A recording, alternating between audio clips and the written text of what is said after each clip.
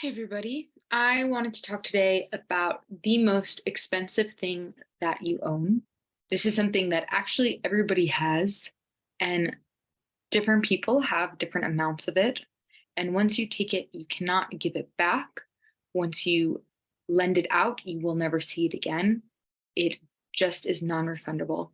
And it's so precious, and that is our time. Time is the most expensive thing that you have. Time is the most precious gift you have because A, you don't know how much you have of it. B, it's not like money that you can invest it and then it grows. You cannot invest time somewhere and then you multiply that time. So it's really important to note that the time you have is the time you have. And there are things that we can do to elongate our time, like take care of our health, take care of our body, take care of our finances so we can pay for healthier food, all of these different things that we can do, but nothing's a guarantee. There's really no guarantee of how much time you have, whether you're taking care of yourself or not taking care of yourself. So when you give your time away, when you commit to something, you are saying to the other parties that you trust them enough, that you believe that they are worthy or deserving of your time, and that you believe that what you two are doing is worth the time given that you're not going to get back. So, on the flip side, when somebody gives you their time and you disrespect it or you don't show up, you're saying that their time doesn't matter to you. You're saying that their life, basically, you're saying their life doesn't really matter to you, that you don't really care if they spend a half hour or an hour or 2 hours, whatever it is, or an evening. All of those things, all of those comments say, I don't really value your time, which also means I don't value my own time. I don't respect time as a concept.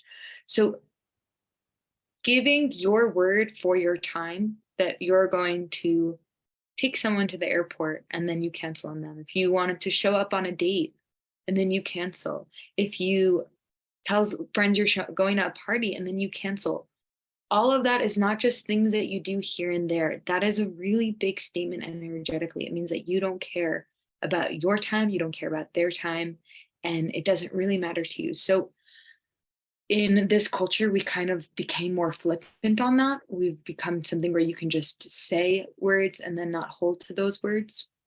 You can say you're coming and then not show up. And I just want to give you the idea of it's actually a much bigger deal than you think it is. So instead of saying I'll be there or this is the time we'll meet, if you're not sure it's a 100% yes, say maybe. Say I'll think about it. Say can I let you know a half hour before, an hour before? Give the other person the power to have their time back. It's unfair to say yes and then take it away. It's unfair to commit and then break that commitment. And these tiny commitments that you break, they add up. They're like plaque on your integrity. Wherever your integrity is your strongest power, that's your name, that's your life force. You want to have a strong name because if somebody says, Ricky said she'll do it, you want people to believe that. You want people to know that that's true. If you're somebody who has a buildup of breaking trust in those micro moments, and again, they happen in micro moments, they don't just have to be big betrayals, and the showing up late, in the saying you're coming and then you're not, canceling last minute, to those little parties, those little birthday things, all of those things are micro moments that break people's trust in you. So your integrity is the strongest thing that you have. It's the strongest force that you have. And all of those little micro breaks that you did are now little leaks. So you have this bucket of your power, of your, let's say it's water, it's life force. And now it has all these little cracks in it. So all those things that you said you would do, all those times you said you would show up, now it's just these, it's just trickling out. So what would that do to your power? What would that do to your ability to drive something home? What would that do to your ability to create the life that you want? So all in that is just a big lecture that I have on please take your words seriously. If you say you're going to do something, do it. If you say you're not going to do something, don't do it.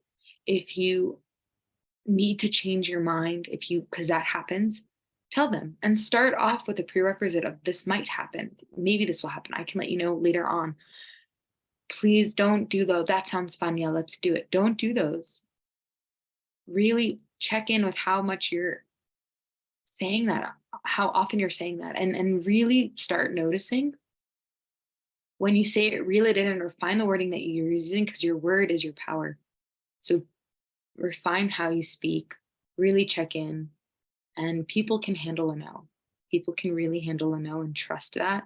And therefore, you can say your yes or your no and then hold to it.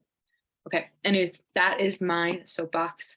And I hope everyone here is having a great week. Bye.